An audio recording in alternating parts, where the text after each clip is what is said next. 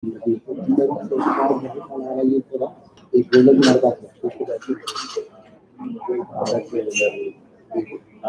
देखो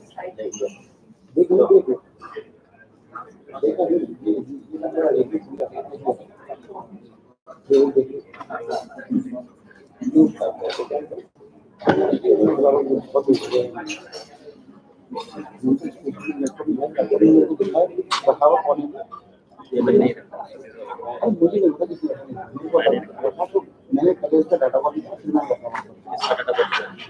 copy copy copy है hard disk है ना video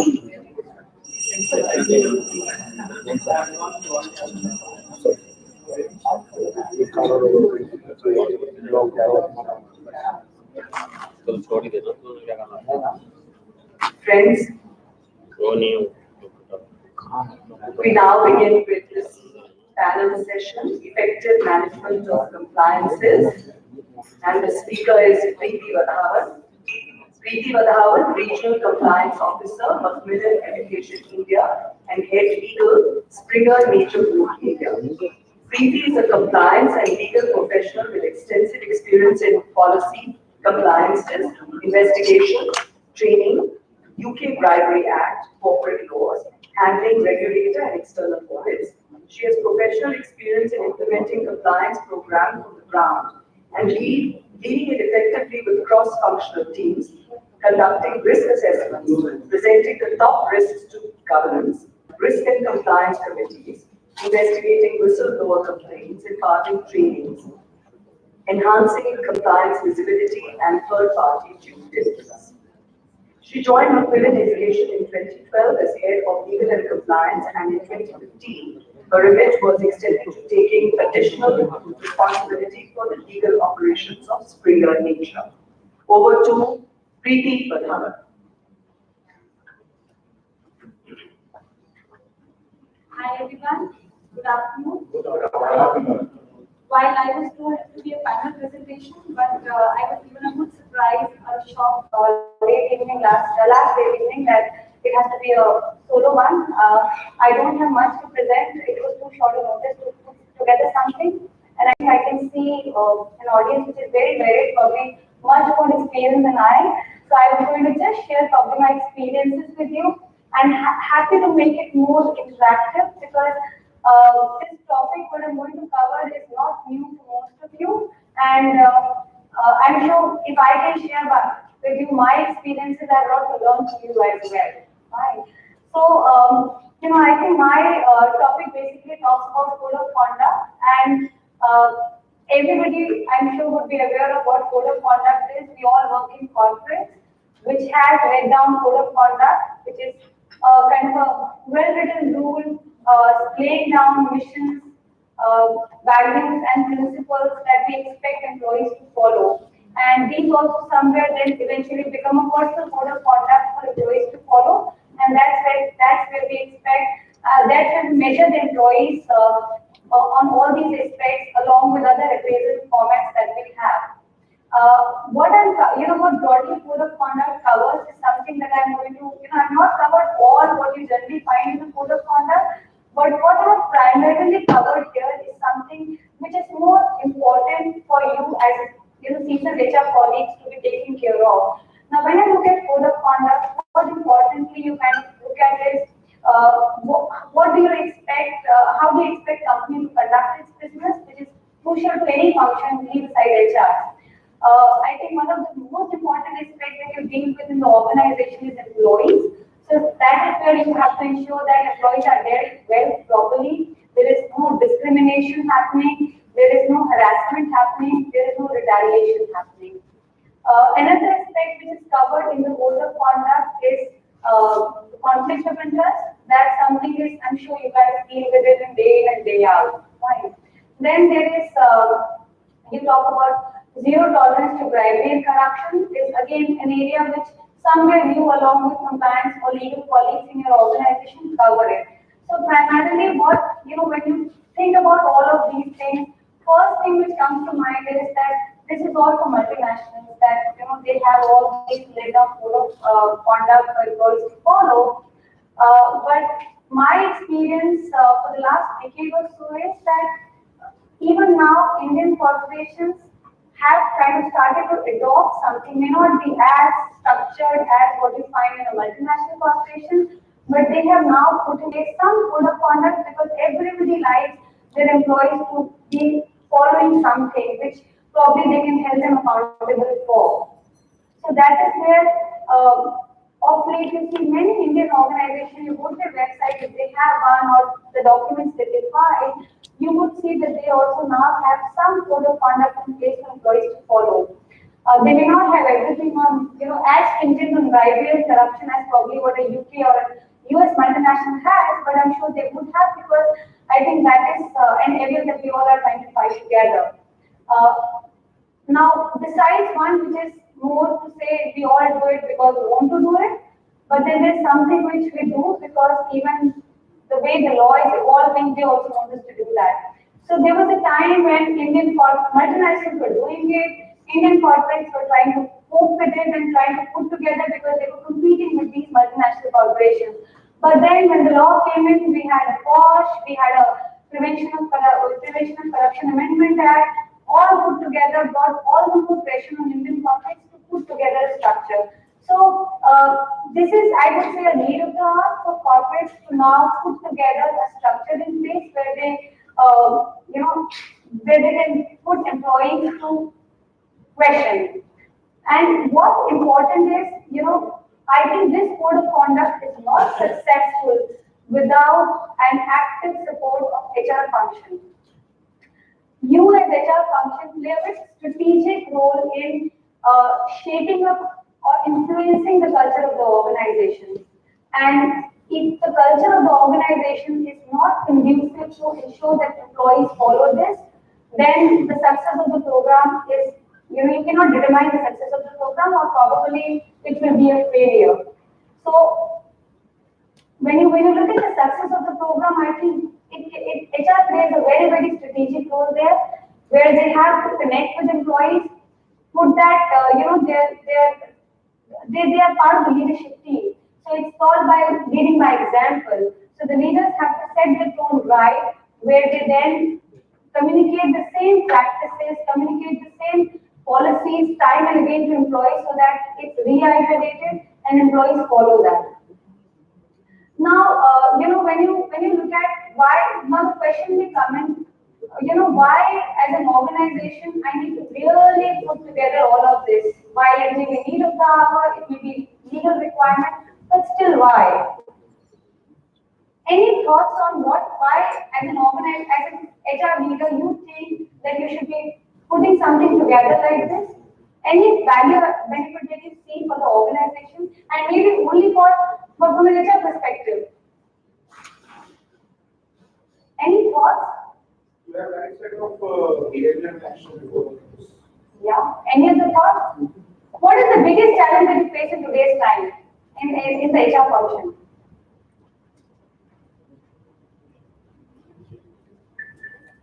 Don't tell me there are more challenges. I see HR stressed out all the time. I think acquiring right talent, isn't it?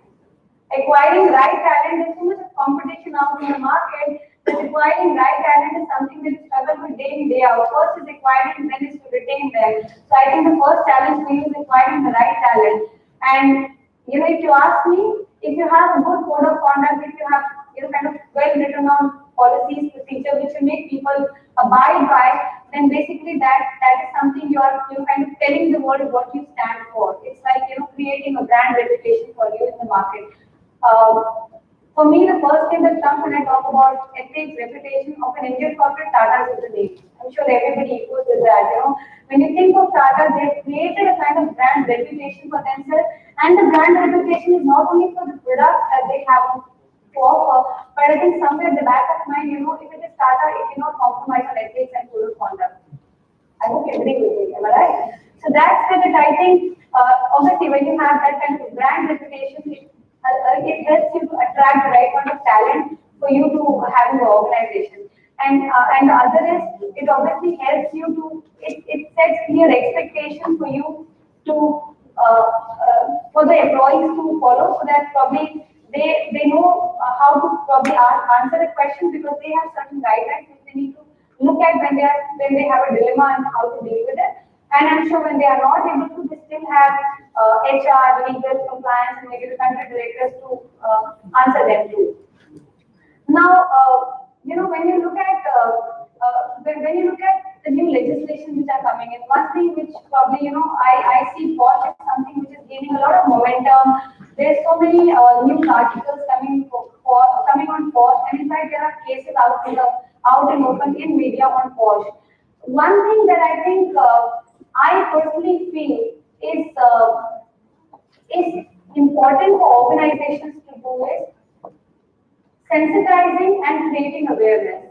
That is somewhere I think in my experience talking to people even within my organization is that there is still a lack of awareness and a lack of sensitization. Why sensitization is more important is while you create awareness but you don't create sensitization, then you may end up dealing with cases you would not like to deal with. They may be frivolous complaints. They may be done to victimize someone, or they may be just you probably they think that if we just reach out to the organization, they will be able to help us, and if we cannot resolve it ourselves. So when you sensitize employees, when you create awareness, you basically tell them, you guide them what is acceptable, what is not acceptable, and at what stage do they need to raise an alarm. So there could be stages before that where they can actually try to deal with this situation themselves. I'm not sure always, but no situation comes to a level where you really need an intervention. It may be possible in some cases that it may be handled at a level where it need not reach the case of an ICC. So that is where when you sensitize people and create awareness, you actually allow people to understand themselves what would constitute harassment, at what stage they wouldn't need to raise alarm, and otherwise for other colleagues also to know where to stop. Most of the time I deal with, I come across cases, people always call, we are behaving in this manner forever, nobody complains so far. Do you hear that quite often? Very, very casual approach, but until yesterday this was all fine, today this is not fine. Because somebody did not complain doesn't mean that it is fine. It's because just somebody complained today that doesn't become wrong. It was wrong from day one. And when we talk about multinationals and Indian corporates, while the law is only for protection of women against men, I'm not sure how many companies, for people who are sitting here in the room, have policies to also protect the vice versa. Do you have that? Or you've just done comply with law and tick the box. You have it vice versa also. A woman can also harass a man. We have had cases also. In fact, when I do awareness session, the first question that most of male colleagues ask me is, what about us? And I'm being candid on that, and the answer is no. Thankfully, our policy covers that. It may not be dealt with ICC, but if there's a compliance team to handle that, because ICC cannot handle that case legally. But it's like, that is where probably you are going a step ahead of what the law requires and trying to be proactive, not reactive, and trying to do what is required in the organizational interest to create that kind of an organization where not even women, but men also feel safe to work for. Another thing that I think is, so this is something that I'm going to cover around why HR plays an important role in the code of conduct. So I think the four things that an HR, what as compliance, we would require support of HR is that ensure that ethics is the topmost priority.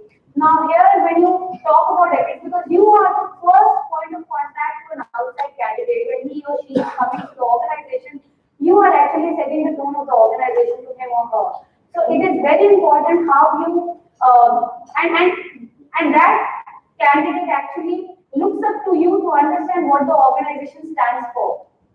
And that's where you actually need to embrace the compliance champion role, or maybe seek help from somebody else who can do that job for you. But then so that anybody who's part of the organization, who's coming into the organization, he understands what is expected out of it on this aspect. Technical skills, everybody knows, he can be taught on the ground. But soft skills, compliances to all of this cannot be taught to anybody. This has to be, self-embraced when the person is on the job or maybe when he's coming from some other organization.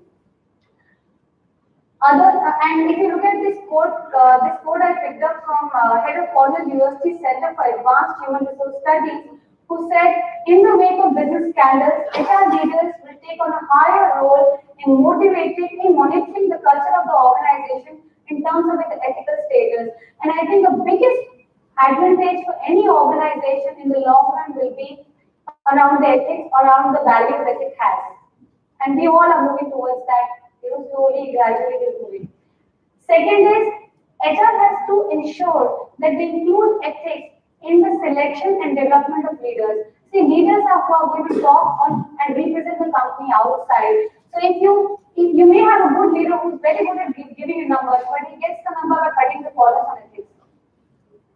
I'm not sure you would like yourself to be out in the media the next day saying XYZ company violated it achieved the numbers, but they probably paid right to government or they indulge in this wrong practice. I'm not sure anybody would like to take that stake in today's time. So that's where HR actually has to ensure that when you hire leaders, you need to ensure that they are being evaluated on ethics component more than the technical skills. As I said, if somebody is coming as a leader, he knows the technical aspects of it. You are dead sure about it. But what is important is whether he also imbibes your ethical standards, because he can have a big impact on your culture when he gets into it. It will be difficult to get rid of him. Yeah? Continuous ethics training for board members. One thing which organizations really lack is, see, board sets the tone for the entire organization. It lays down the policy, it lays down the framework. If the board is not with you on ensuring that you follow the code of conduct or you have a well-written code of conduct, you cannot achieve success. There was sorry, I was not able to find anything in India, but when I was doing some research before I came in here, I found that there was a study done in Canada which said that boards which have more weightage or more female representation generally have more acceptability to comply, or their organizations have more compliance with their code of conduct versus when the boards which have all male members. Not to offend any male members, but I'm just saying this brings down to the point of diversity. All is linked together. What you're trying to achieve, I think the topmost agenda for HR today is diversity, because the women representation at all levels in the organization is something that you're grappling with. So that's where, if you get women at the top level, this also helps you to achieve your agenda of having a organization where you can go home and sleep well. Fine. Promoting gender diversity of top management, as I covered that part just now, which is positive impact on ethics. And one important thing which is very crucial in today's time for any professional, be it HR, I would say that goes for all professionals, stay abreast on developments. You just cannot be follower, which is, you just cannot be to say, this law has come in, now I have to do 1, 2, 3, 4. I think you need to be more proactive, not reactive. Something like what you just said. I can see, and I'm happy to see that most of you sitting here kind of raised their hand when I said, do you have a policy on sexual harassment which covers vice versa? And the answer was yes. So, which means that probably you're going a step ahead of what is required by law, and which is being proactive. Apart from that, when you look at, you need to look at what's happening outside. How are other organizations coping with it? Fine. And whether I need to do something more to create a kind of impression or a positive narrative outside the industry to say, I am probably an edge over others. So this is something, again, I found a research which was done, a survey which was done for employees, which said, where do you place workplace values? And very interesting to see that when you talk about, compensation and reward, which always will take a precedence over anything else, because we all are humans and we work there for money and all. But then if you look at the survey results, treat workforce fairly, which we talked about, which is one of the part of code of conduct, but which is also for HR to kind of inculcate in the organization, and act as a gatekeeper, you know. At times it may happen that you may get complaints to say my manager is not treating me fairly, you know, it happens all the time with you. That's when you act as a gatekeeper because somewhere what your decisions also have an impact on what your value, what the organization's values are. Maintain high ethical standards, very impressive, 38%, still little less, but I would say that still puts a place in employees that they would like to work for organizations to have high standards. And this number, if you look at different, kind of results, surveys, this number is increasing day by day because at the end of the day, you want to work for an organization which has certain values because then tomorrow they cannot take an adverse action against you also. It protects you as well as an employee. Right. Now, I also had certain, when I talked about Bosch and I got to know that, feedback from the organizers that one thing that, people wanted to hear was Bosch. And while I'm not going to talk on law, you are experts on law more than I am. But only thing that I'm going to cover is when I talk about awareness and sensitization, I can very briefly touch upon one or two cases that I have happened to deal with. And my experience was that had we created more awareness, more sensitization, these cases may not have come in. I'm not saying I want women employees to come forward, not have that fear, to create a kind of a workforce where people feel free to talk up, raise up to the senior level, talk to them about any kind of harassment they are facing. But at the same time, we need to sensitize to thrash out, which is not really a sexual harassment. We had a case where, now this is not pertaining to the organization that I work for, this is something that I've dealt with another organization. So there are two aspects. When you create awareness, you get more cases, but which is fine. At least people are coming forward and talking about it. They've got a channel to do it. Just putting it on the notice board to say, we have this ICC, these are the members, this is the role, and this is what the law says you, will not achieve the results that you're looking for. Even before the Sexual Harassment Act came in, as an organization which was trying to ensure that employees understand the policies, we generally did a session on harassment for women employees. Fine. And after that, that was the first session that we did in that organization, just as a matter of letting women employees know that, and that was before this act came into being. And we immediately after the session, I had two women employees who came together and made a complaint to me. It was not very big complaint, but it was something that they were not comfortable with, and they did not know whom to talk to. So awareness creates that impact. Sensitization. Sensitization, if you do properly, people know that if you make a false complaint and if it is found that it is not true, then you can also be penalized or an action can be taken against you. That's where I had a case where a woman employee made a case, and unfortunately the law is such that the person can go behind bars immediately without an investigation. We had a tough time because we had to be unbiased, deal with it. But there was not too much of merit coming out in the complaint. But you have to listen to the witnesses, you have to follow the protocol of the law. Somewhere just after the investigation started, notice went out that they will have ICC, ICC is going to affect the matter. And this woman employee started sending emails saying, I have no faith trust in the company, ICC and all this stuff. We kept on sending her the emails to say that we have an external member and all. But then she never came for any inquiry. We kept on doing the inquiry process because that's what is required by law. And eventually, somewhere in the middle, she said, I'm leaving the organization. She said, I'll get witnesses. She could not find any witness. She did not submit the name of any witness. The investigation concluded, but the kind of trauma that the person goes through is unimaginable. That's where sensitization is very, very important. In the Indian context, it really leaves a very big scar on the character of the employee. And as an organization, as I said, we have to be unbiased. We don't say that the employee has done wrong, but he has to be, he has to follow the due process of law. I'm sorry, there's time out for me, but this was just a more to share my experiences and talk. I hope you will enjoy whatever I can talk about. Happy to answer any questions. Yeah. Bosch and one is to office. complaints. There is a thin line between posh and HR complaints, basically, right? Nowadays, when there's a notice board, when there's a posh, committee list, so generally employees don't like to put to them, and then the role of HR actually gets, sidelined because now it is with the ICAC to do the investigation and then give the findings for HR protection. That is one question. So how do we differentiate between what is posh, what is not, if it is reported to ICC, can HR do the investigation of their own?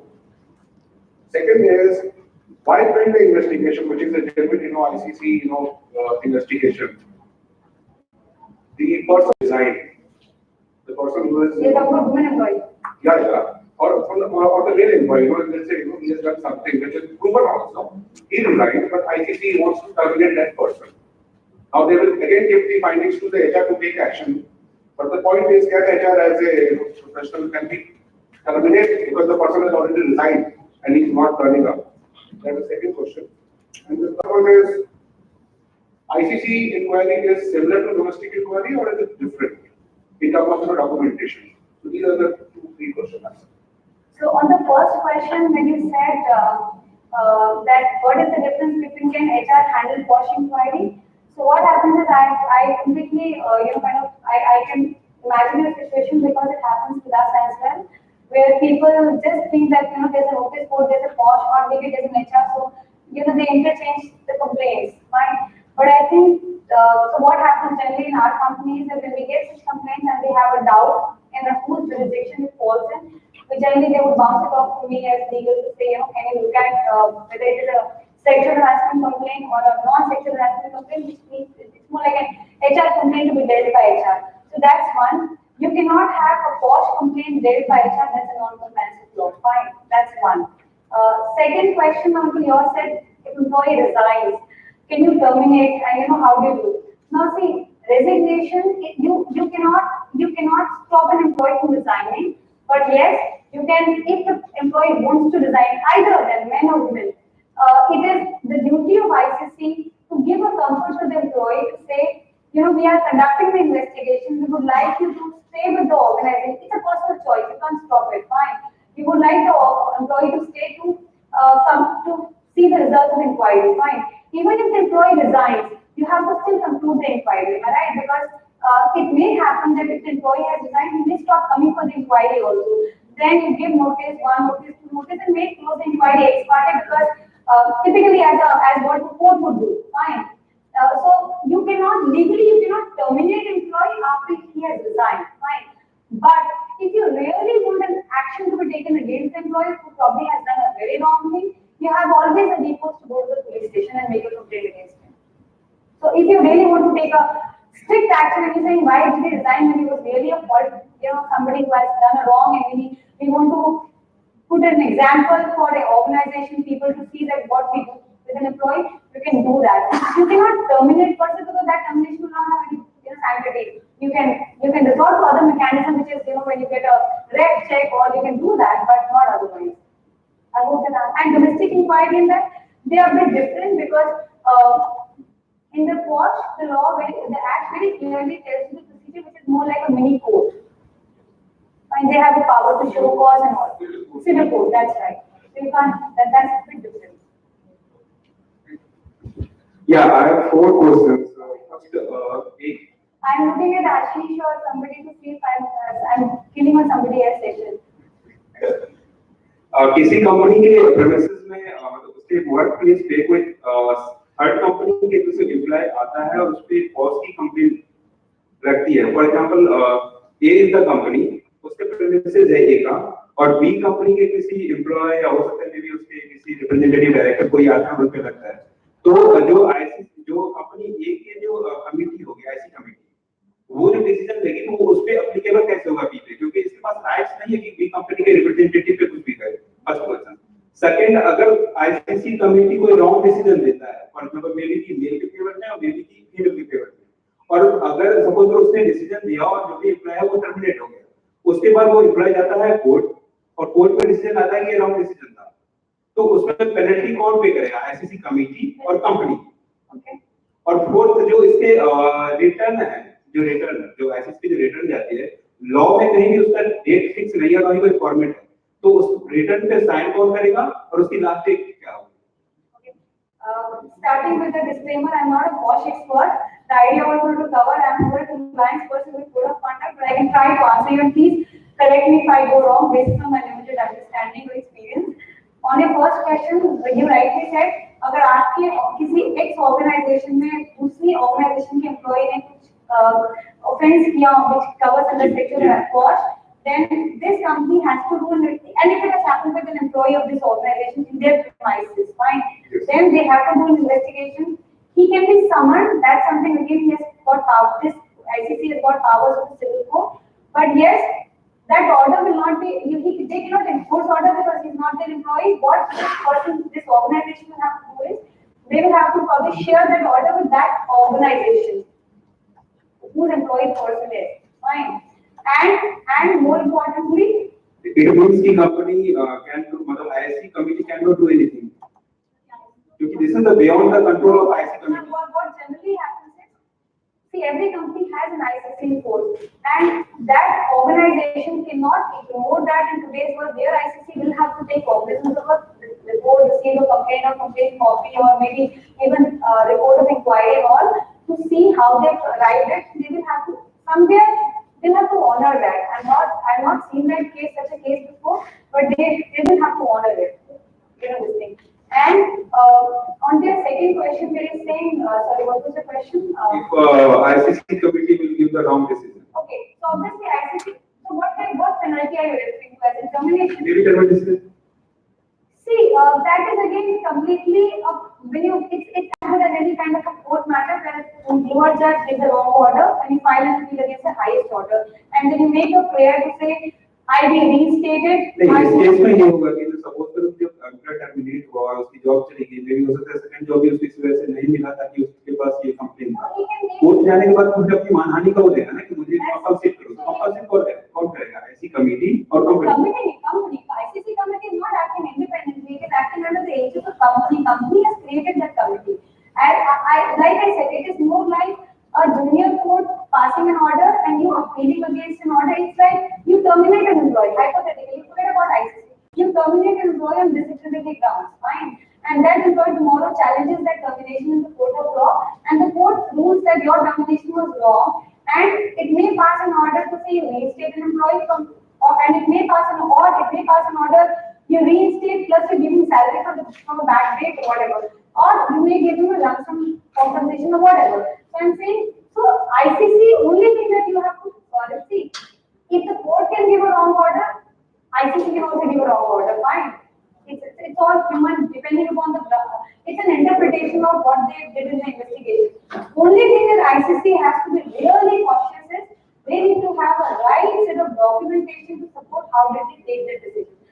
Ultimately, I'm not saying decision cannot go wrong, fine, because it is all a judgment of three people coming together, or three or four, whatever, fine. It can go wrong, but only the remedies with the court, and then whatever decision the court gives. May I request to take this offline, please? We are overshooting our time. Thank you.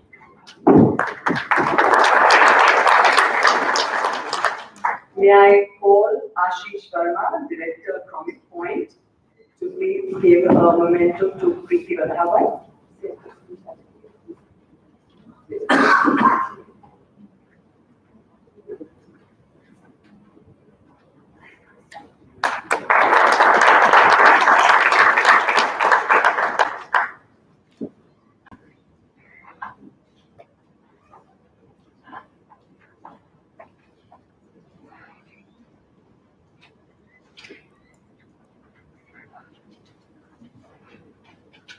Thank you very much, Preeti.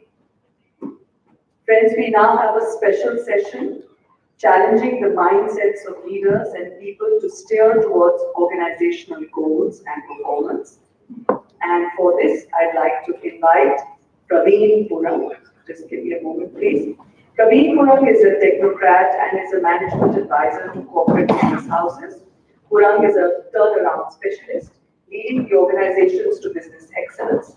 He is alumni of IIT Delhi and Manchester Business School, UK. Started his career with the Tata, subsequently changed over to Eicher Tractors Limited, and finally became Managing Director of Royal Enfield Motors and subsequently Managing Director of Eicher Limited. Purang has been Management Advisor to Jindal Steel and Power Limited for over 10 years and turned around the steel business of JSPL and led the organizational transformation of JSPL as well. Received many awards in recognition of the contributions made. The JGBS Top Rankers Excellence Award for Leadership in Management Education, MSPI Outstanding Personality 1998 in honor of outstanding achievement and contribution to society. The Indian Institute of Technology New Delhi Alumni Association conferred on him its prestigious Outstanding Contribution Award for National Development, and IIT DAA conferred its prestigious Outstanding Contribution Award in the category of Entrepreneurship, Innovation, Technology and Corporate Governance for the year 2019. Praveen Pura.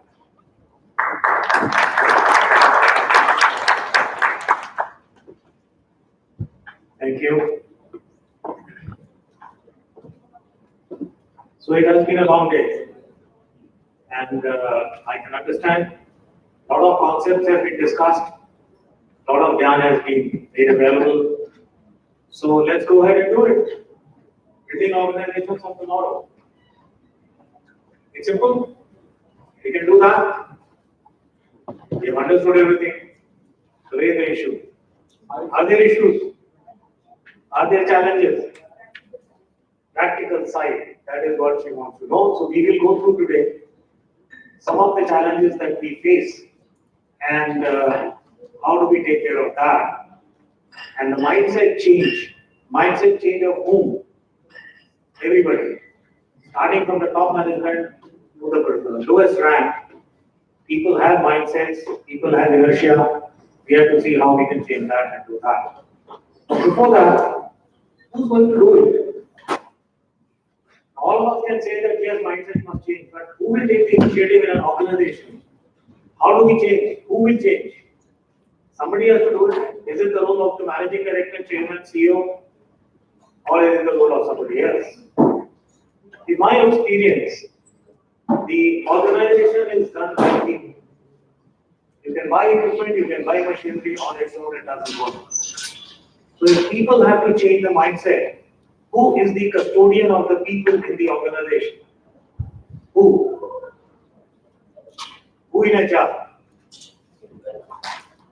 It flows from CHRO downwards. So, really, CHRO along with his team has to take the initiative of starting this change, ensuring that this change takes place, and then ultimately ensuring that the organization gets built up the way we want through these changes and through these decisions. Why? Again, custodian of people is the HR. Now, some people may differ and may say, no, the leadership, the line managers, etc. They are all there. They will do the job. HR head will get the job done through the leaders that the delivery is given the way it is required by the organization. So, in my opinion, let's look at some of the roles of the HR. These are different. If I try and divide them into different groups, this is how the roles would change. Administrative HR, emotive HR, strategic HR, people excellence, blah, blah, blah. I'm not going to read the slides, you all know. I was told that if I press this, it will move. Yes. Now, what is the role of CHRO? CHRO role is like a prism. And what does the prism do? You send white light into that, it breaks it up into different colors, and then it presents it to people. What does that mean? From the top management, from the chairman of the organization, a certain direction comes. It is not passed on to the people in the same way the way it comes. It can come in one line. So it has to be then broken up into the language that the people will understand. Then only they will be able to interact with that, then only they will be able to align with that, and they will understand, and then they will be able to implement that. Similarly, Chairman, managing director may be sitting in an ivory tower in his own cabin. He may not even know what's happening, though he's supposed to know. He may not know. So what is this? What is the role of CHRO? Again, from the CEO and from the people, get the information and combine it together, align it together and present it to the other party. So he's a bridge between CEO and if there is the role of CHRO, then let's look at it. How is he going to help build organizations of tomorrow? Through the people. It is the people of the organization who are going to build it. Machines are not going to build it so easy. But why tomorrow? Why not the after? Tomorrow. Why not future? And this is what I'm going to talk to you. That tomorrow word here is not a static word. It is a moving word. And tomorrow will not remain tomorrow. It will become today. And therefore, again, we will be preparing for this. Therefore, building organization is a continuous process where things would be changing, the environment would be changing, and people will be changing. The requirements and the needs would be changing. Let's look at creating global competitive supremacy through the people excellence, because that is the role of the HR into this. Look at a little bit of history in India post-independence. India was a protected country, red line around India. You can understand, I'm not going into depth, I'm just putting the context.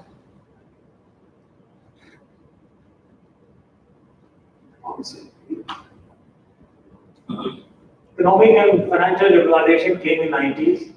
You can see the red line broken. Globalization took place in the year 2000. Green line, everything is open. WTO came in. You can't control the world. Boundaries vanished. Everything happened. Then came the VUCA word. We heard VUCA in the morning. It is there to stay. Okay? It has been there.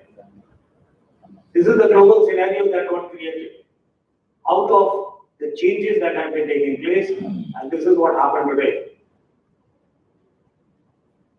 This means a new way of working is evolving. That is where this tomorrow has been shifting. This is Indian scenario. India has undergone a drastic change in the last 20-30 years. From a protected country, it is now thrown open to the whole world. No boundaries, nothing. Either you survive, if you want to survive, you have to be globally competitive. Otherwise, you will not. Somebody else will come and take it over. I'm not giving you examples for all this at the moment. These are the challenges of 21st century. This is what we are going to talk about. If we do not change, get out of these challenges, there will be a problem. Managing uncertainties, understanding customers, understanding globalization of business. E-commerce is the most striking example of these things, and finally now the creating industry 4.00. Now with all this happening, how do we move on further? That's an important aspect because the environment is changing. One thing you would have noticed, the change has been there from 1960 in this country. It is not suddenly, last year or 6 months back it came in here. And we started thinking, okay, how do we create organizations of tomorrow? In India, the people have been creating organizations of future over a period of time. But the difference is, the change earlier was probably felt once in 10 years or once in 15 years. You see that economic globalization came after 20 years. But today, in the last 10 to 15 years, the change has become so fast that you can see every year now practically things changing, the environment changing, and therefore the pace of change has to increase. And that is what in the morning also we thought speed of change. So if the change has to take place, how do we bring this into the organizations? How do we maximize the human potential? The change is taking place. We have seen that we started with economic globalization, foreign collaborations, globalization, VUCA world, then we came into now. What we are talking about is digitization, we are talking about blockchain, we are talking about 3D printing, we are talking about artificial intelligence. All this has come in the last 500-600 years. So, with that change, who are the people who are going to work on them? The people of the organization. You may have to change the equipment, but even that equipment has to undergo a change with the mind and the knowledge of the people. So let's look at it. How do we do it? And this is how the maximizing of human potential has been changing over a period of time, starting from the overall management objectives theory, old one, to automation, artificial intelligence, digitization. This is what is happening today. So your people have to learn, people have to understand, people have to see that how to cope up with this happening. This is happening for everybody. This is happening for your competitors. So if you don't respond to this and your competitors respond, you will get killed. It's a question of survival. People say it is competitive advantage for success. I say it's competitive advantage for survival. Look at in India, so many car companies, Ambassador, what happened to Premier, what happened, white goods industry, what happened, they all got killed because they were not able to keep pace with the organizations. What is happening here? There is an individual, a person, a people. If we talk about social and lifestyle changes are taking place, technological business environment is changing place. So both are, it's a vector in between. How do we influence it positively? And if you see that, this real social lifestyle changes is taking place. Why? Because he is getting so much of exposure now. Earlier he was not getting exposure. There was no Google, there was no media, there was nothing. So he remained satisfied and contented with whatever he had at that point of time. But today there is so much of exposure. His entire needs have changed. So he wants all this. Environment is changing. The poor person remains the same. So if he does not change, he will lose out on both sides.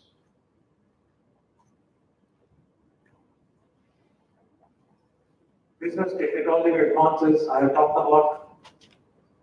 Social lifestyle changing, I have talked about.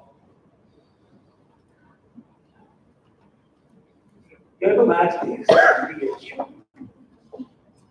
You cannot live without the logic and intelligence. You cannot live without emotions. And at the same time, your hands should be together with this teamwork and effectiveness. Any one missing means you are gone, your company is gone. And how to do this? There are various ways which we can apply to do this. How do we maximize the human potential? These are some of the thoughts which I am putting in front of you, how you can do that, which is important. Preparing people to manage themselves in the shifting world. The world is changing. You can teach them, you can train them, but best is to prepare themselves how to do it. And this is the way impact has come in.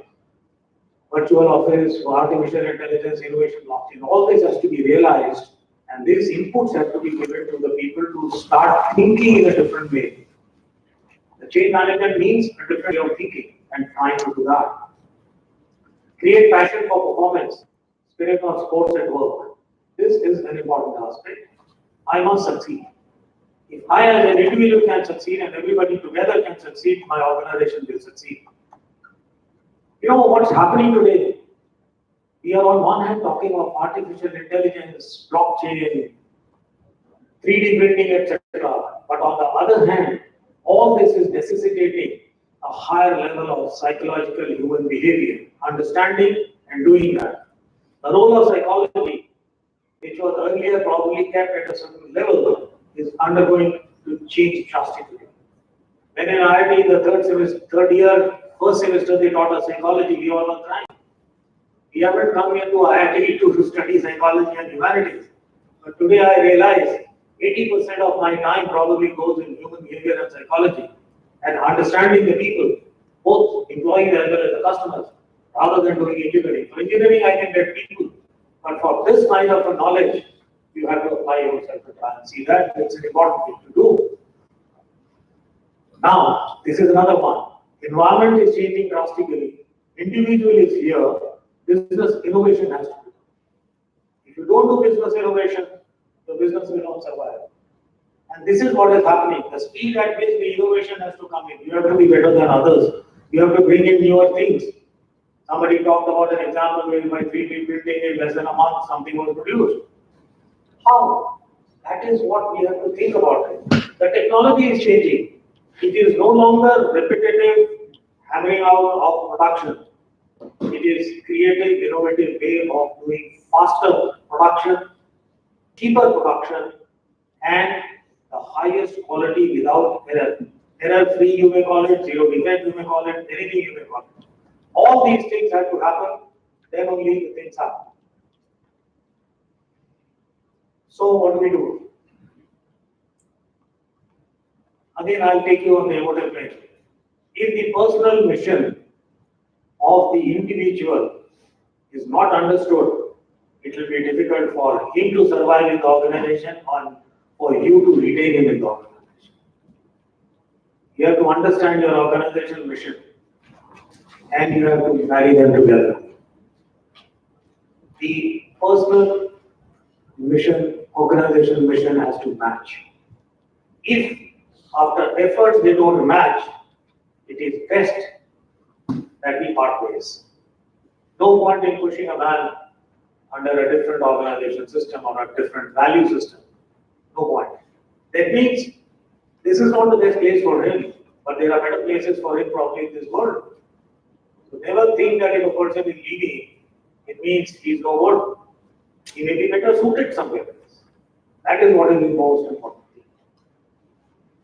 Organization cultures we do try and understand that. We talked about culture in the morning. Culture can be created, culture has to change. Everything is taking place here. We have to ultimately inspire people to give more to the society than what we take. This is one of the mantras. How is wealth created? If your input cost is lower than the revenue, you generate profit. Which means what you put in has to be lower than what you take out. So if you can give more to the society, you are actually creating the wealth of the society. Can we do it? Can everybody look at it from a little different rather than seeing that if I'm working, what is the salary will I get at the end of the month? That's good enough for me. No, that's not good enough. That's good enough only for you, but you have a responsibility to create wealth for the society. Are you doing something for that? Who will tell all this? The line manager who is asking every day for productivity and production? Or the CEO? It is the HR responsibility. HR works through the heart of people. They connect with the heart of people. It is a transformational change in the heart of the people that we are talking about. I'm not talking the change management otherwise. Emotively, he should undergo a change. These are the different kind of powers which can be used for the change. What I like is the personal power. Can we make people understand what is the personal power they have? The ability to get all you want from the environment given what is available. Don't blame the environment. Don't say that, yes, environment has changed, what can I do? If my company is going down, my profits are going down, it is not because of me and because of the organization, it is because of the environment is changing. My three competitors have done something better than us, what can we do? No. Whatever was available equally to everybody who has done better. That is the most important part. We had managers at a time, then we had leaders at a time, we had super leaders. Now, what is a super leader? Employees are self-directed, control over the employee comes from within the employee. You don't need supervisors, you don't need leaders, you don't need anything. I'm my own leader. Can you do that? The moment you have a leader, that means you have a guy to pass on the blame to. I have not performed because my leader did either encourage me or did do anything else. No, you are your own leader, super leader. Do it. Tao Te is a Chinese philosopher, and this is what he has said about the harmony. Live in harmony with society, and this is where I say, live with the people and therefore create an organization called TAO, totally aligned organization. If this alignment is not there, we will not be able to succeed. So building organizations of tomorrow, you have to align the organizations of tomorrow. You are changing your organization setup totally. And if you are changing the organization setup, then everybody must change at the same pace. This is the difficult task.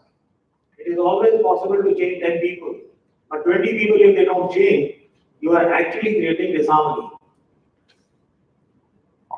So that's an important aspect which we should try and understand.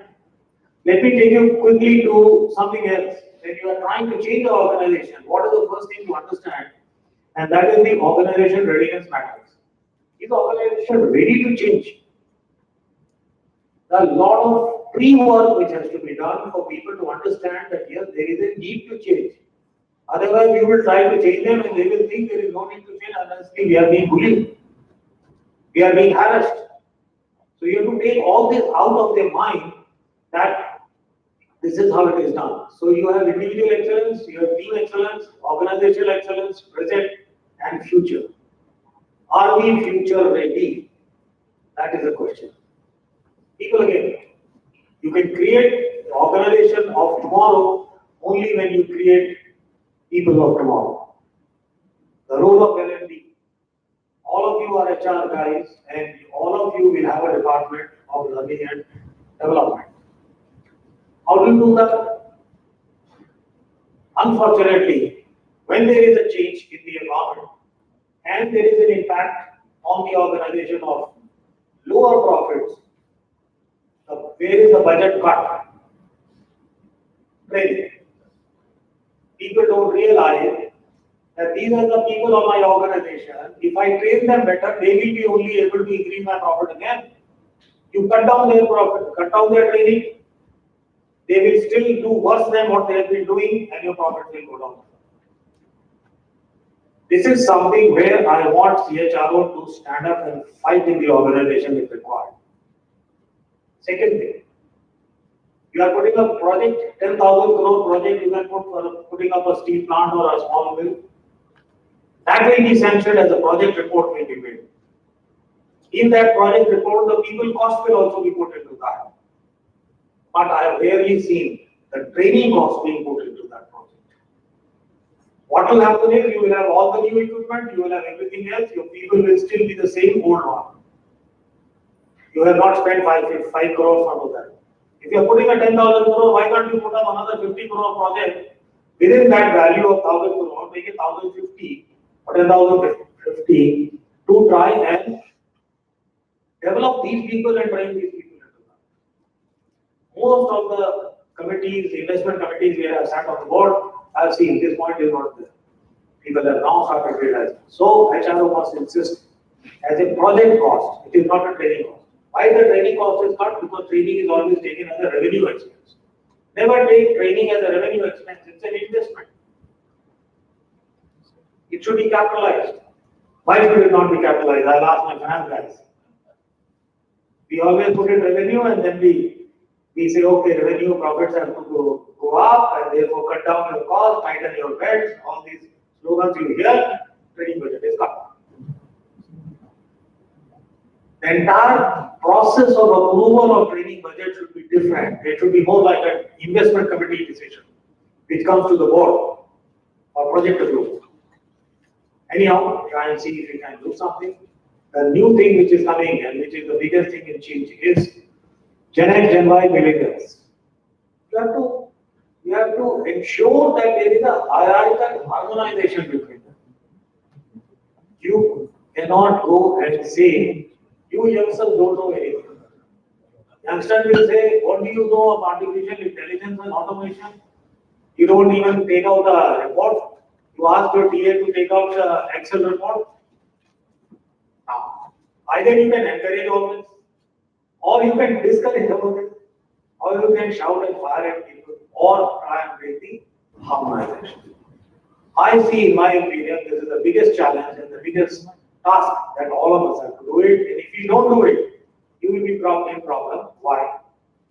Earlier, we were able to live with it because the entire change was practically 10 years later or 15 years later it used to take place. Today, every year, every 2 years, the change is taking place. Then you have to live with the youngsters who are 25 years old. You have to have with middle level experienced people and some people who are at the board level, etc., who are above 50. All three have to survive together in harmony. So therefore, this is another important aspect. There are different methods, different methodologies for this. Okay, I'll take a couple of minutes and close it. This is how the entire organization transformation is looked at. Therefore, the change has to be in totality in the organization setup. It cannot happen in compartments.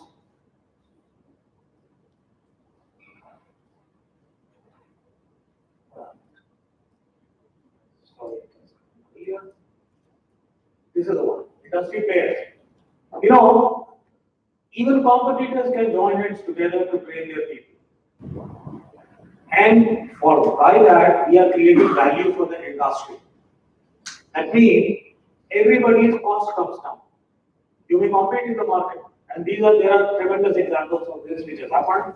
Shortage of time, I will not get into examples, but competitors can come together, create more value. They can create bigger pie, reduce the cost so that society gets benefited, the customer gets benefited. Do that. Same way, in the organization, people of different departments, if they come together. We have been talking about team building, etc. That's a different issue. Here it is called alignment. If the alignment happens, and it's like a relay race, and when I finish my part of work, I hand over to somebody else to do it. Have I created value for him? It's a type of an internal customer. Am I creating value for my internal customer? To whom I am giving the output? Ultimately, at the end, the output goes to the market and to the customer. So this is what we have to do. Yes, it is not easy. It is difficult. These have been the challenges which I have talked about. I have said how we can do it. And for that, can we do it in 3 months' time, 6 months' time? When can we do it? There is a good guy who has mentioned something. He says, keep walking. Don't stop. Who's this guy? Johnny Walker. Very famous guy. And he has mentioned keep walking. Only thing is I've changed a bit. I said keep moving. You will never be able to achieve. Similarly, building organizations of tomorrow. As I said, tomorrow will become today. Tomorrow. What I'm saying may be wrong English, but this is the meaning of that. And you keep on moving. So therefore, just keep moving the way you have to move on. You have to keep sorting out your challenges and keep moving it. Ultimately, success is togetherness, either within the organization or outside the organization. Anywhere you can go ahead and do it. Thank you very much for giving me the time.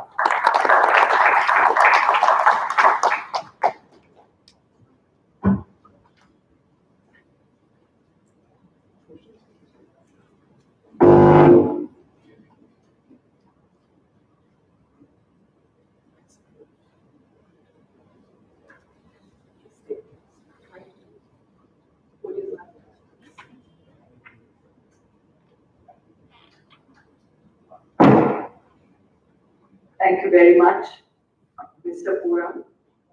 I'm sure everybody benefited from his rich and vast experience. It was a rather interesting presentation. May I request Mr. Rajesh Garodia, Chief Transformation Architect, R Value Group, to please come and give a memento to Mr. Praveen Puram, Technocrat and Management Advisor to Corporate Business Houses.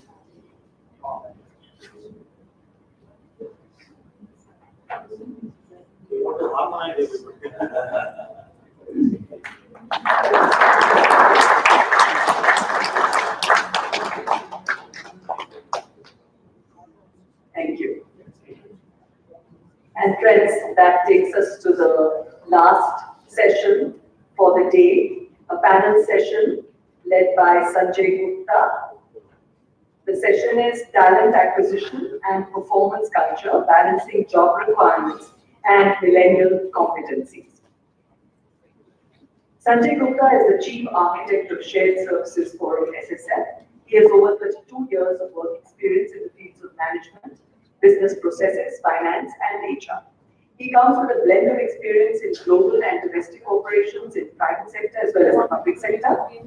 Given his extensive experience in strategic as well as operational roles, covering several domains in offshoring, financial services, insurance and global shared services, and BPO, with demonstrated success, Sanjay now heads SSF as the executive director. He is a chartered accountant by profession and has served in companies like Living India, Indian Oil Corporation, American Express, EXL Service Holdings, a New York-based services company, amongst others. Joining him is Professor Nikhil Singh. Professor Nikhil Singh, Dean, India Center for Global Excellence, NTIM, and CEO, International Skills Center, India. Nikhil Singh is playing an integral part as Dean of India Center for Global Excellence at the New Delhi Institute of Management, and also managing his responsibilities as CEO of International Skills Center, India. Extremely passionate in making India a skill hub for the entire world, he's working very closely with Japan and the Indian government to send skilled manpower to Japan. And along with him is Mr. Deependra Mathur. Deependra Mathur, VP and Head Compensation Benefits International Centers, Infosys DBM. Deependra Mathur is MBA from IIM Bangalore, India, and has varied work experience ranging over 21 years, covering human resources and business roles, and has been with Infosys for the last 12 years. His experience covers working in leading organizations like Infosys DBM, Wipro Limited, WEP Peripherals Limited, and Tata Motors in various capacities. So it's over to Mr. Sanjay Gupta. Thank you very much. I don't know whether my mind is operating. Thank you very much. So now we will not take too much of time. Depending upon how the audience wants this to run, we can actually wind up right now in 5 minutes. Or we can sort of continue with whatever slotted time, available time we have. And totally depends upon how interactive you guys to get. Because I certainly don't want to put you guys back from the lovely, wonderful experience you have of the Delhi traffic when you're going back. So let's just start begin. One of the areas that we talked about and Praveen talked about, bringing to life the problems that we've faced all along. We've known that there are these changes that are happening and the millennials are on their way and they're going to disrupt life as worse. The environment is changing better than faster than we can handle. It is bringing in new talents, bringing in new thinking, new competencies, etc. But one of the very serious problems that real life faces in organizations, and I'm sure everyone here in this gathering knows all about it, is whether we are actually preparing ourselves for the competencies of the future. We talk about tomorrow, and we really want to talk about tomorrow. Unfortunately, most everybody talks about today. That these are the competency gaps, etc., and we have, and the future is pushed to the sideline because we live the future when we are lost or when we come here. Unfortunately, that's not likely to be. So one factor that we keep wondering for is that while we create organizations for the long term, we say that we want to create value for the long term, and we want to, give sustainable benefit to our customers, etc., and thereby create value for the organization. I'm not too sure how ready we are, and I'm not too sure how clearly, precisely we assess what we really need. And these are the issues that we face. What is the gap that we made versus what we have? Now that we know that there is a particular gap, one of the questions is how do you assess the gap? And the second question question that you assess is how do you fill the gap?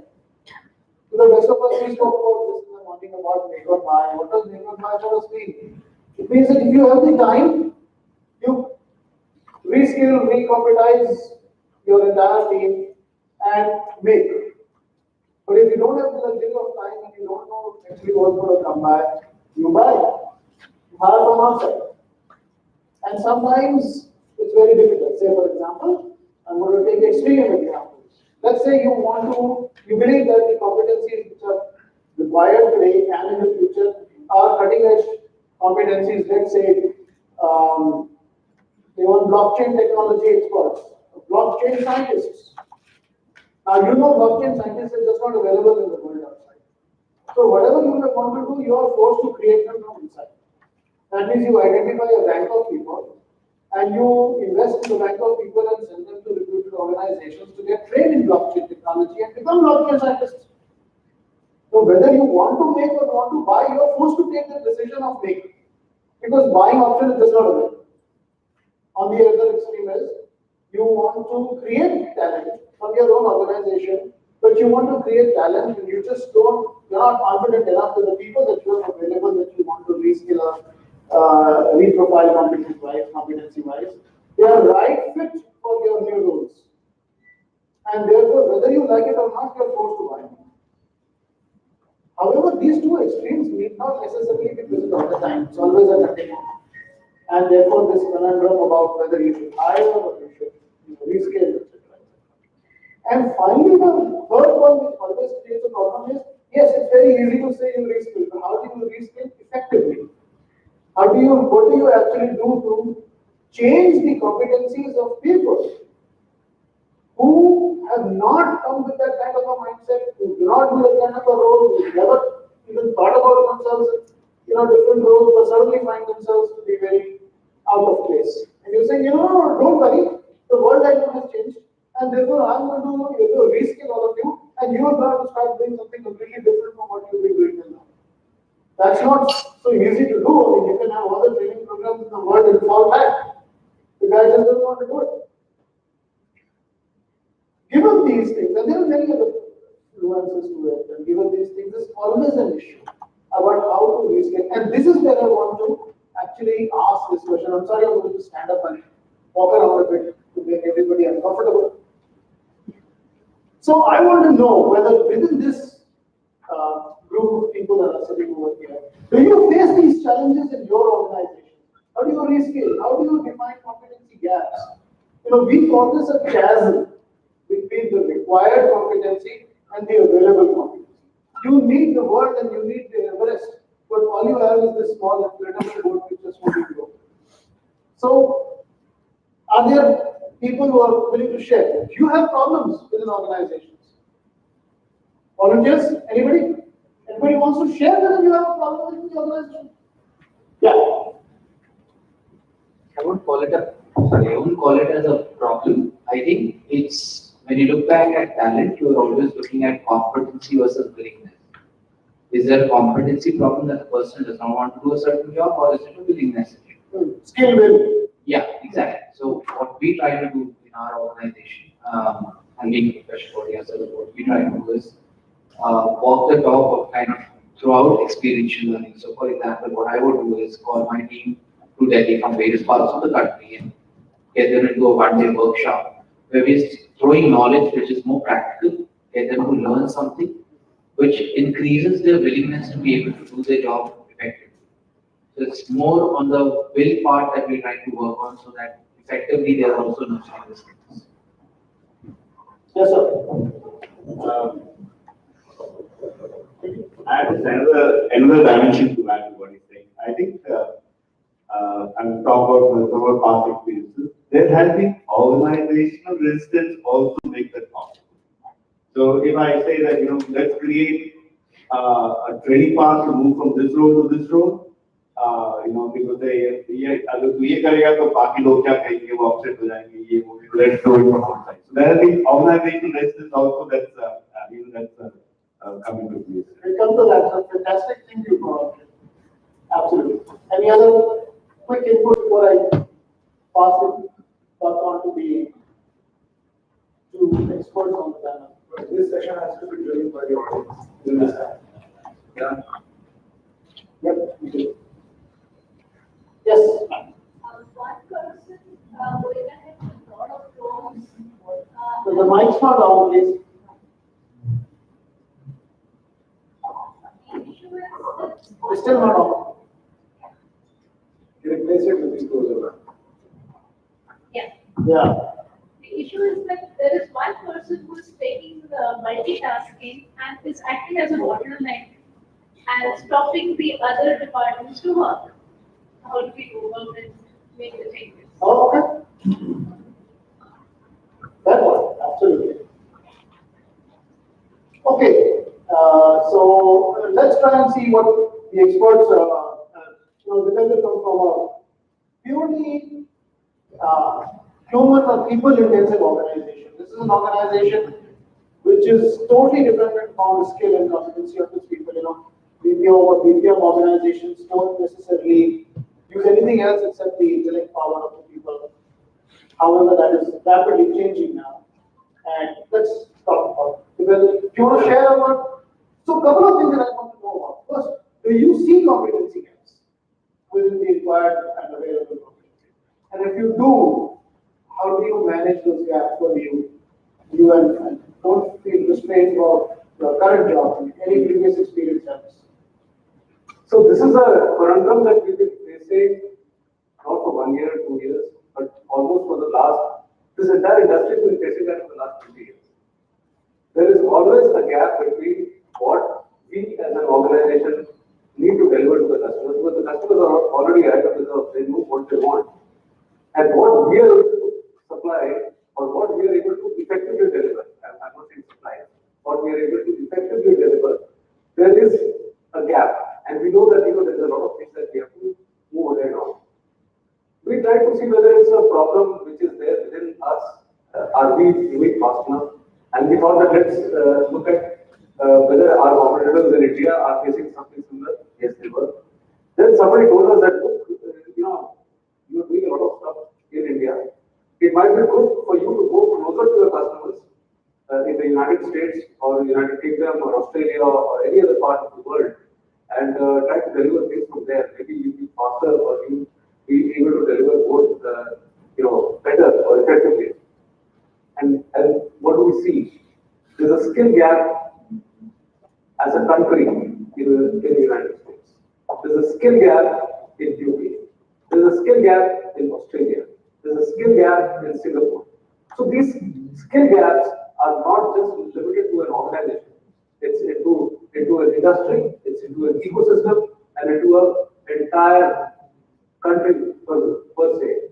And these are not easy gaps to fulfill. It takes a lot of time to fulfill. And what really makes a difference between a successful organization or a successful country or a successful industry is not just about what you have today or what you don't have today. It's what you're able to deliver, and that delivery is primarily coming from people. So I think, yes, to answer your question, it's something which is keeping all of us sleepless at night, and we know that we have to do much more than what we are doing. Nikhil, I know that you've done so much of stellar work in the skill development and competency development, and in fact, even in assessment stage, you've done a lot of work. You want to share some of your experiences around that? Yeah, so a lot of times, I agree actually with the audience. Some of you shared that organizational resistance is something very, very critical being observed. So we do a lot of consulting, with the corporate world. So there is a huge, there is organizations, sometimes people are looking for these, skill upliftment, but they are not able to do it because of organizational challenges. And I want to share, some interesting data with all of you if you allow me. The World Economic Forum in 2018 did a survey in Indian market, and they share that 83% of the organization are looking to automate the work. 83%. So imagine what will happen to the employees. Then 79% of the organization wants to retrain their employees and 78% of the organization want to hire new permanent staff with skills relevant to new technologies. So I think so it's a very important data.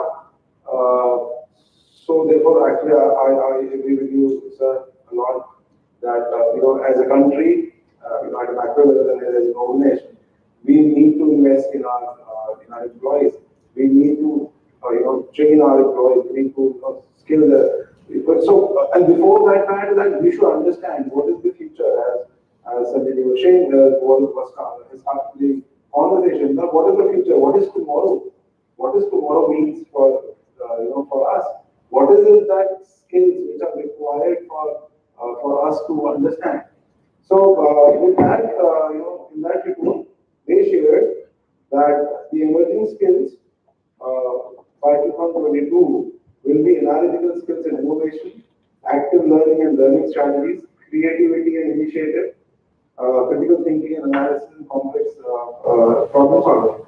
So imagine we have to be future ready. In the previous one, Mr. Puran said that we need to be future ready. But we need to be future ready, but we should know where to go. What is the road ahead? So the entire ecosystem, all of us need to put a lot of energy, and synchronize, the way we are working. I was I really like the previous presentation because there is CHRO's role. Actually, to synchronize everything. The CHRO should study the future requirement of the skilling because technology disruption is happening so fast that I think in one of the studies I read, 46% of the job roles will not exist by 2022. So are we ready? Absolutely. So, let me come back to you for a second.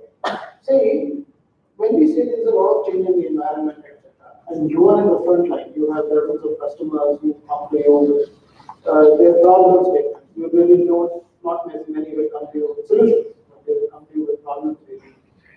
And so you and your leadership team have to sit down over there and say that, can I predict what problems are likely to come tomorrow so that you can prepare your teams to be effective and ready for the problems that are coming in tomorrow. So are there thoughts that leadership goes through or programs that leadership goes through, etc., to make those assessments of what is the competency that the tomorrow's world is likely to demand, and how to prepare for that today, like make or buy decision. So, speak your brain on that, please. Yeah, the point that you raised is important, and I'm talking more in specific to the outsourcing industry, because that's the industry I know the best, and talking about that. See, the industry has moved from efficiency, effectiveness, and is now into experience and emotional connect. Because if you don't have this experience and emotional connect, you can never realize what the problems of tomorrow are there. And that is also what Mr. Puran was talked about in the last presentation. Now, how do you actually find out what is the experience issue and what are the emotional issues which are facing the customers, and how do you really empathize around that? There are techniques which are available like design thinking, which really puts you into the shoes of the customers and really understand what the customer is going through. And then how do understanding, or how do you distill that knowledge into making something that is something a lesson plan, a learning plan for the organization, and how do you push it down to the people, saying that this is what is really required for tomorrow, and how do you do it? That is really the question which is facing. The other aspect which I have seen over the years, and today the world, always like the people in the world always like to see things in black and white, as and have nots. So Beatles made this song very popular. The people in the world have nots. Then it became the people who are connected are not connected. The digital divide. That was the second part. Today there is a third divide in the world. The people who are willing to learn and the people who are not willing to learn. So that's the biggest divide which is there for the next 50 years. Willingness, not willingness. The issue is not what you have to learn. The issue is you have the willingness to learn, and how do you ensure that you have the right kind of motivation to learn so that you really skill yourself as an individual, and then at a global level, at an organization, to deliver what is required. you're absolutely right. The willingness to learn is also a very important competency that needs to be built and developed in the leaders of the future, because you're right, you cannot necessarily predict the future so accurately right now, but we do have the willingness to be an agile organization, agile group of people to learn as it comes by. I'll spend a minute on this make or buy. So when you, as an organization, have this question mark about how should you fill a gap, what processes would you follow to take this decision about make or buy? Do you hire people straight out from the people from the market, or do you spend time invest in your own people to sort of upskill themselves? How do you take the decision? I don't want you to tell me what decision you take, but how do you take the decision? See, the starting position which every person in HR has, the starting position that train my people, it is doing well for them. That's what my heart says. We are HR, right? So, if we don't have that emotional connect that we invest in our people, how do we ensure that, our people grow in the organization? Exactly the point all of us face in HR. But, there are practicalities. There are certain skills which are not available. And you might not require them in, within the organization. And you might not be able to train or build up that expertise in a short period of time.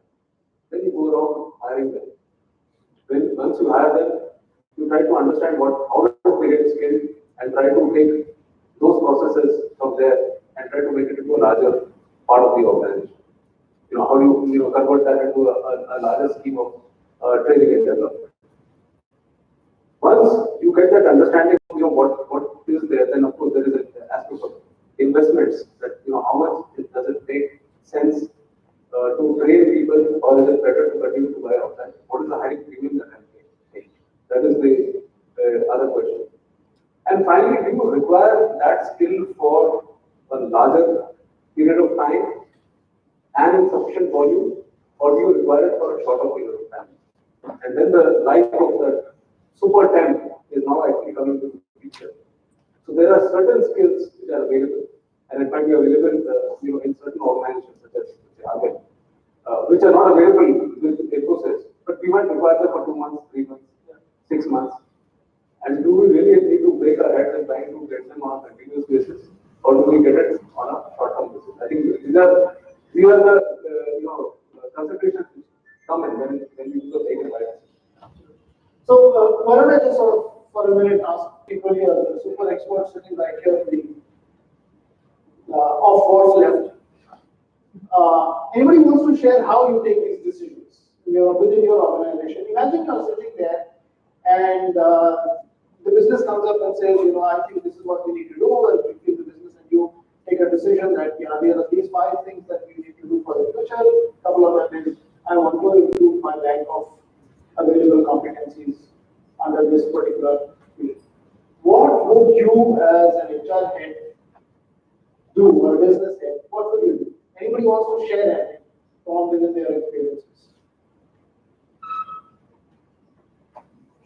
Sorry, can I have a request for a mic over in the center, please? Yeah, so this relates to one of my past experiences. In a particular business line, the customers were looking at a particular skill set. Now, that particular skill set is so niche that it is not easily available in the market. So, we know that the talent pool is very, very limited. So, we had to look at how do we engage these people even on a part-time basis. Because what the customer was bothered was not whether he is in your roles or what is he doing. He was not bothered about your attachment or your structure. He was bothered about the output.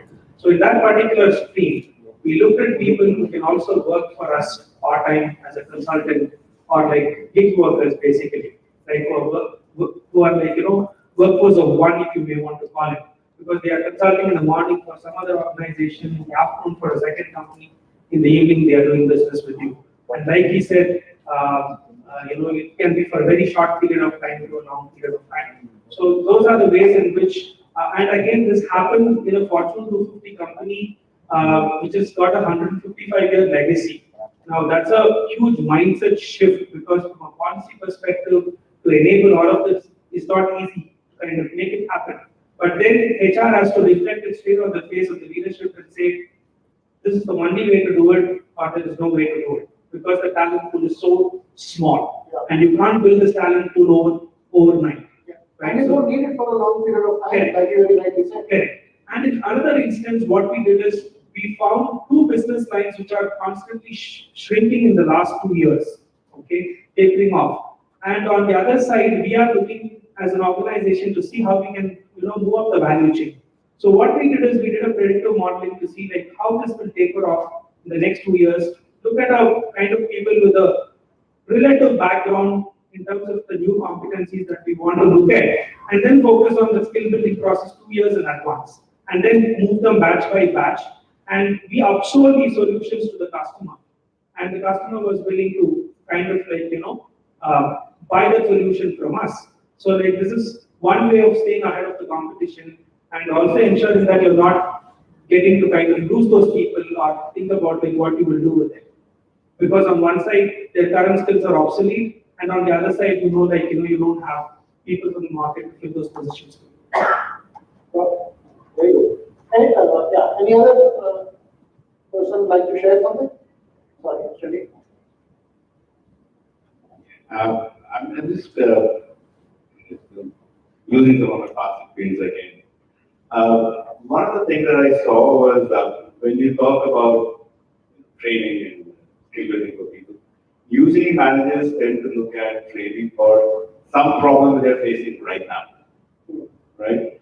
But if you say, there are some aspirational training programs or there is something, some skills for the future, people are not, especially I'm talking about the DPOs or the DICs, they say, yeah, it's not relevant for us.